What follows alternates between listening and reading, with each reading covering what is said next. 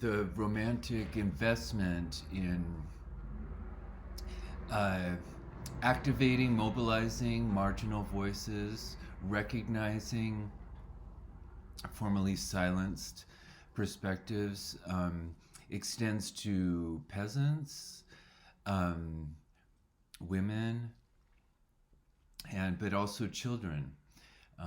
Romanticism, in a lot of ways, invented our modern conception of childhood.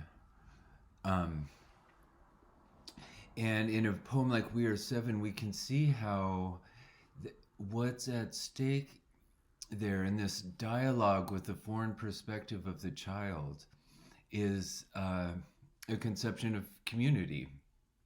You know what? How family um, gets delineated, family bonds, um, what the limits are. Um, the speaker in this poem is invested in a kind of empirical rationality, which so he insists that the dead, they don't count. I mean, this is so much about the our contemporary issue of who counts, who matters. He's saying um, the dead don't count. They don't matter. They're not there. They can't be counted. Um, and the he's um, um, resisted by the perspective of the girl who does count them and has represents a different, different measure, just like I was talking about in to my sister, different um, uh, means of counting, which is also a refrain. It's a poem. It's not just she's not just asserting her imagination against the rational objectivity of the man, but her music. Um, so I mentioned before, I think it's very pointed. Not only does the man not count her deceased siblings, he doesn't count the words. It was throwing words away. He doesn't count um, the language. Um, uh, that's to say, family bond is bound up with, or family language is that family bond. Language, when I say the body, poetry is the body language of language, that body is family. Or in the basic term of romantic social bonds, friendship, social bonds woven by this, are woven poetically. um, these key romantic texts, Nutting, Kubla Khan, Rhyme of the Ancient Mariner, and Frankenstein too, all explore this creation of social bonds um, through interwoven imagination and language, um, in contrast to the motif of hunting. A lot of Frankenstein is about, hunting down the creature. Um, but hunting in general, it is a figure for the suspension of that um, poetic interplay of identity and difference. Hunting is like consumption. It just turns identity, it consumes difference and makes it a part of identity. And although this isn't explicitly about hunting, I think you can see the speaker wants to eliminate the not just the reality of the dead siblings, but the words of the child. The speaker in We Are Seven wants to subsume the otherness of the girl, the alterity of her perspective. He wants to subsume under the identity of his objective rationality. Um, so let's start with looking at Nutting. You can see he emphasizes a kind of boyish or childish imagination, in his costuming. He's playing the role. He's imitating a hunter. That's another kind of poetic aspect of children. He's acting out the role of the hunter, rather than just serving the purpose, the kind of mechanical purpose of conquest and consumption. Um, Only at the end do we realize this whole poem has been a conversation with a girl. Um, it's a confession, maybe, sort of an opposite of We Are Seven, acknowledging the spirit that the hunting compulsion had violated, ravaged.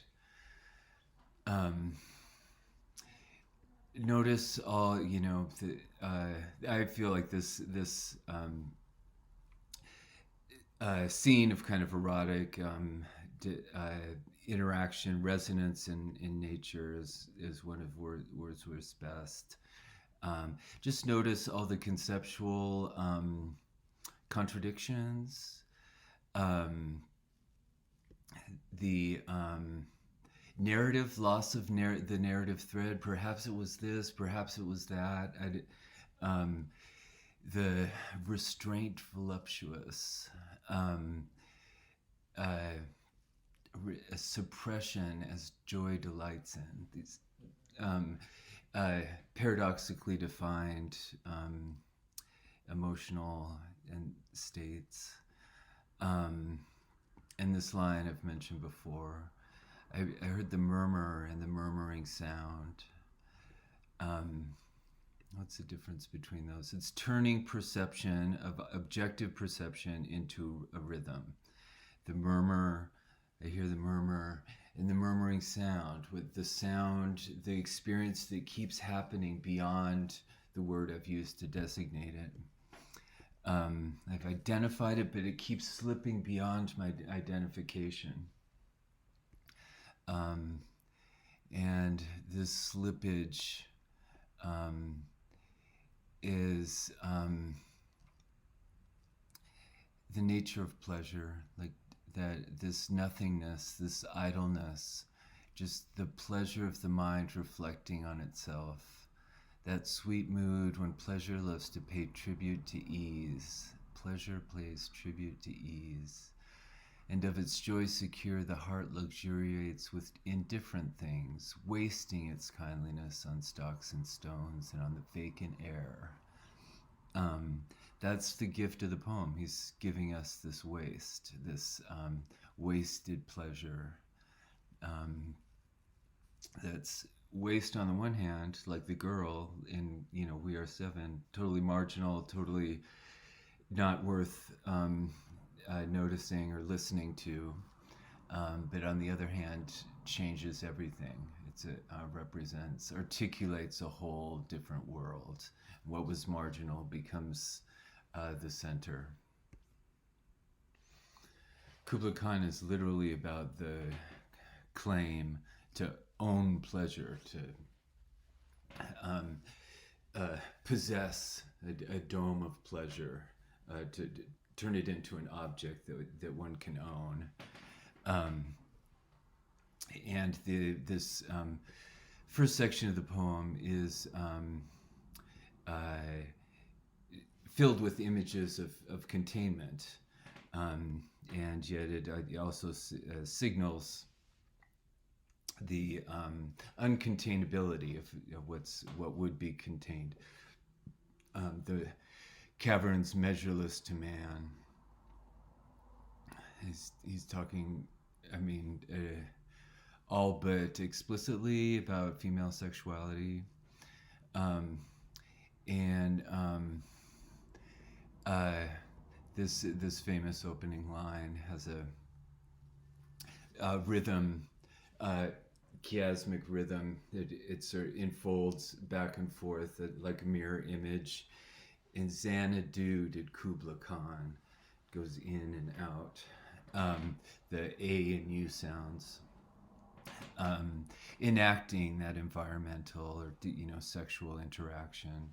identity and difference, that's being sort of resisted by the narrative of the decree of the pleasure dome, trying to measure out what is measureless. So twice 5 miles of fertile ground with walls and towers were girdled round. So the form of the poem moves from this scene setting and narrative premise to this encounter with the sublime, announced with the word "oh," this exclamation of what can't be properly stated, what is measureless.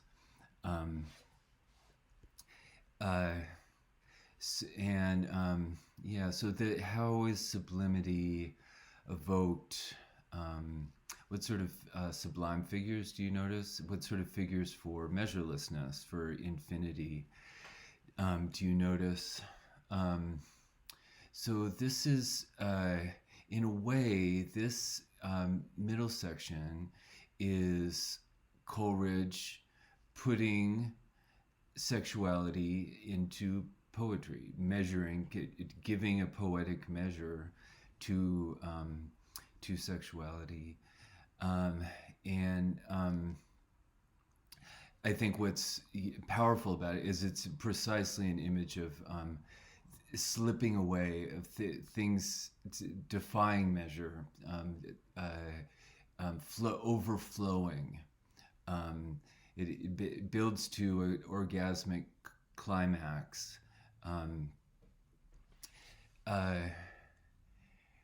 But like, so did nutting builds to this climax, but that is revealed as a state of emptiness. What we thought was going to be absolute fulfillment turns out to be absolutely like hollow and emptying, disorienting.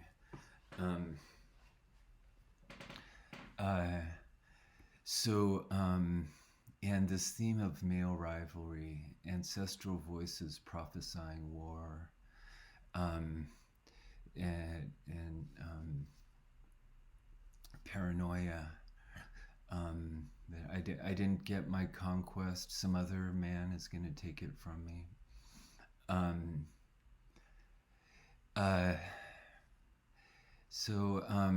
Images, epic similes, the complex images overflowing in their metaphors. The way he describes this Cedern cavern, that deep romantic chasm which slanted down the green hill athwart a cedern cover, a savage place, this is great, as holy and enchanted as e'er beneath a waning moon was haunted by woman wailing for her demon lover. So these endless, sort of like Blake's Sunflower, these metaphors that are recursive, keep spiraling into. It's like this place is as holy and enchanted as this other place beneath the waning moon was haunted by a woman wailing for her demon lover in some other place. The sublime is evoked by this endless measurelessness. What's haunted, what's holy, but it's all you can say is it's like this other haunted holy place. But what's that like? It's like this other one. It's just like the Blake's Sunflower. It's going to the place where there's the virgin and the youth. But where are they going? They're going to some other place. That what is that place like? It's defined by going to this other place. So this interactive motion, music, climaxes in this tumult in which Kubla hears ancestral voices prophesying war. It's like, oh shit, I got it, and then it slips through my fingers, and I'm totally empty-handed. Um, and this is beautiful. Um, I talked about the chiasmus of the opening line, of the sounds in the opening line. Here are a number of different, so it's a kind of post-sexual reflective um, uh, state of noticing these inversions. So presence, absence, um, identity and difference. Um, uh, so the cave and the dome, um, the ice and the sun, and I think the miracle and the device, the machine and the miracle, the magic. He's talking about the relationship of the poetry, the measure, the technology of language, and what can't be said, what's measureless to man, the device and the miracle. The shadow of the dome of pleasure floated midway on the waves, where was heard the mingled measure from the fountain in the caves. It was a miracle of rare device, a sunny pleasure dome with caves of ice. It's surreal. He's talking about what was heard, where was heard out on the sea, this place where there's nobody to hear it, but he's evoking what would be heard there if there were someone. He's transmitting a dream of this interactivity of these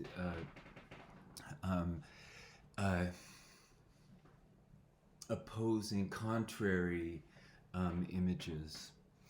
Then he proceeds to talk about music. He's his own poetic overflow responds to music. This memory of this music. If I could hear this music again, I could write this poem, but he's just written. So you get the sense that the poem is an event, not something that's held fast or contained or possessed, as if in a pleasure dome. And then overflowing again, the paranoia again of his audience that would see this poetry in action. They would react with a poetry of fear, poetry of paranoia, performing a kind of magic to counter the magic of pleasure. Beware, beware his flashing eyes, his floating hair. Weave a circle round him thrice, and close your eyes with holy dread, for he on honeydew hath fed and drunk the milk of paradise. So again, a kind of chiasmus, this gesture of containment opens and closes the overflowing with interior of the poem. Blake says in the Proverbs of Hell, nature without man is barren. Now, he doesn't say that because he thinks that without man, nature actually would be barren. He says it because he understands that what we mean when we say nature is an expression of who we are. We express ourselves through our language, our attempts to designate the outside world. So we have to include ourselves in our own expression. We have to acknowledge our role in our own expression. And that's Blake's thing. If we treat it as the outside world as independent of us, that is barren. That is deadly. That is not fruitful. Our fruitfulness comes from our active role in not just communicating, but in thinking. Um, so that's what Shelley is, a principle that's near and dear to Shelley and basic to his uh, argument in the defense of poetry. As he says in the beginning of the second paragraph, poetry is connate with the origin of man. Um, we are tool using species. I mean, so that's nothing unique about us, but what is unique about us is the level of refinement of our tools and the degree to which we extend beyond ourselves through our tool use, especially the use of language. If, a bird exists in the way its song is heard by other birds, its body extends into its song and the interactions of songs. That's true of us. That's what I was trying to suggest in talking about the role of music in the origin of language. But beyond that, not just the sound, but the ideas. The ideas are like echoes of the sound in the mind. We are how we not just are heard by each other, but recognized as meaningful. These meanings are like echoes of our sound. Um, uh, um, we Our sounds communicate emotion, bodily states, and they communicate ideas and meanings that and formal relationships, like those metaphors, seeing as. It's a whole matrix of material and mind that's communicated. Um, and I think that's really beautiful to think about language as, or meanings as extensions, sort of echoes of the physical, material properties of language. Um, that's certainly, I think, what Wordsworth is getting at in a line like the hearing the murmur and the murmuring sound. He's the language, that repetition is evoking the activity of mental reflection. So the murmur is the mind trying to represent the sound, and the murmuring sound is the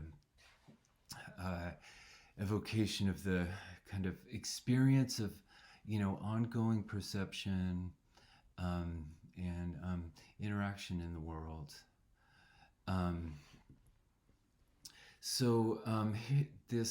This idea of seeing as words, a line like that, in its rhythmic organization, its formal properties, it communicates to the reader a kind of action. Not just it doesn't just communicate an object, describe an experience, but it like music, it communicates a form of action in the world, a way of organizing experience actively. There's a key theatrical dimension to romantic poetry, to all this irony. We're seeing the writer in action. The putting the language together is what we do when we put our experience together as we go through life. That's what I meant by sort of offering to infect us. He's inciting us to a kind of imitation of this way of organizing body and mind. And I guess it's important to say that because otherwise it's hard to make any sense of it. I mean, it's just, if we're just relying on deciphering the meaning, it's totally redundant. So here's how Shelley resorts to the metaphor of the Aeolian lyre that we also explored in Coleridge's poem of that name. And that's his metaphor, seeing as, that's his metaphor for language, the way language works. It's a communication of an echo, sort of an infectious echo. Yeah, I guess that's what echoes are, inviting the receivers, those who hear, to receive that echo. That's why Wordsworth described experience as half created, half received. We're always, that's that identity and difference. So poetry is connate with the origin of man. So again, we're born in our language. Man is an instrument over which a series of external and internal impressions are driven, like the alternations of an ever-changing wind over an Aeolian lyre, which move it by their motion to ever-changing melody. But there's a principle within the human being, and perhaps within all sentient beings, which acts otherwise than the lyre and produces not melody alone, but harmony. We resonate, we actively respond. We don't just passively echo, but interactively harmonize. By an internal adjustment of the sounds or motions thus excited to the impressions which excite them. It's as if the lyre could accommodate its chords to the emotions of that which strikes them in a determined proportion of sound, even as the musician can accommodate his voice to the sound of the lyre. This is a key passage. A child at play by itself will express its delight by its voice and motions, and every inflection of tone and every gesture will bear exact relation to a corresponding antitype in the pleasurable impressions which awakened it. It will be the reflected image of that impression. And as the lyre trembles and sounds after the wind has died away, so the child seeks, by prolonging in its voice and motions the duration of the effect, to prolong also a consciousness of the cause. In relation to the objects which delight a child, these expressions are what poetry is to higher objects. So I think what he's saying there is akin to that ontological distinction I was making before, that our being exists in our communication, our interaction. That we tend to think we have an essentialist bias. This is something else. It's a psychological fact about us. And I actually think this essentialist bias actually indicates how invested we are in communication. It's because we put so much value and trust in social consensus that we treat the objective world, what's socially recognized as objective, as unquestionable and essential, that like each thing is defined by some kind of internal essence. And so that we see each fact. But what Shelley's emphasizing here is that we see as that the feeling that the child expresses is actually embedded in that expression. What that feeling is that expression. The expression modifies it, harmonizes with it, it forms it in a certain way. And Shelley says it prolongs the feeling, communicates the feeling. This has to do with why romantics emphasize pleasure so much. the pleasure of poetry, because the point of poetry is itself, is the experience of itself, not representing anything outside itself. But that pleasure is what's informative. The communication, the pleasure in representing, feeling, and communicating it, is what defines it, is what defines who we are. Here's a funny cartoon about how social animals are, how much of what it means to be an animal is in how it expresses and communicates itself with other animals. Shelley was a great animal lover. One of the sort of early modern advocates of vegetarianism.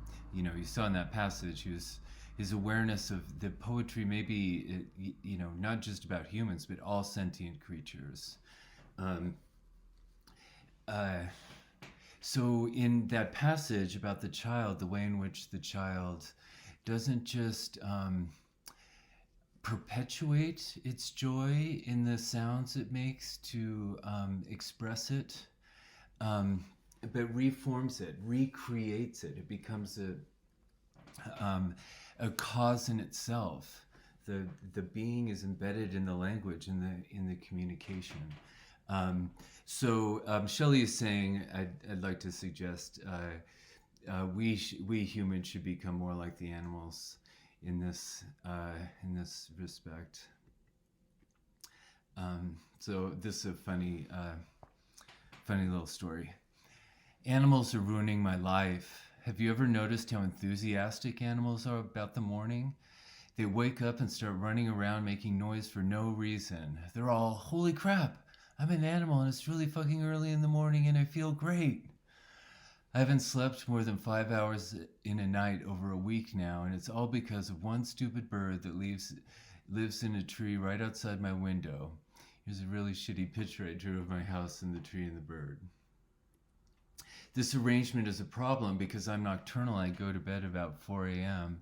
and the bird wakes up 3 hours later and starts making sounds like an alarm clock because it's so excited to be a bird. I'm a bird, I'm a bird, I'm a bird. The bird wakes up every other animal in the world, and then all the animals are like, yay, we're animals and it's morning. I'm a dog, yeah, I'm a motherfucking squirrel. Holy crap, I'm a horse. It's completely unnecessary. Sometimes I try to yell at them to get them to be quiet, but they're all animals, so they don't listen to you at all. So I think that's interesting. You can ask the question two ways. Like, what would you say if you're just like, I'm me? What is that? What would I think that's, Shelley would say that's what we're always doing. Language is always an affirmation of ourselves, just like these animals. Like, that I am me. That's what we're always saying, whatever else we're saying in language. It's always, we're representing ourselves as the speakers. We're representing our voice. And just affirming it, and spreading that affirmation to each other. It's a social affirmation, caring about communicating, that investment in communication is a kind of reproduction of the species. And so on the one hand, you could say everything we say is, is saying what we're about. But looking at it the other way around, I think, the privilege of proper poetry, for Shelley, everything is poetry because everything is creative and expressive of our world. But proper poetry may be especially so because it's the most useless otherwise. Again, that idea of idleness.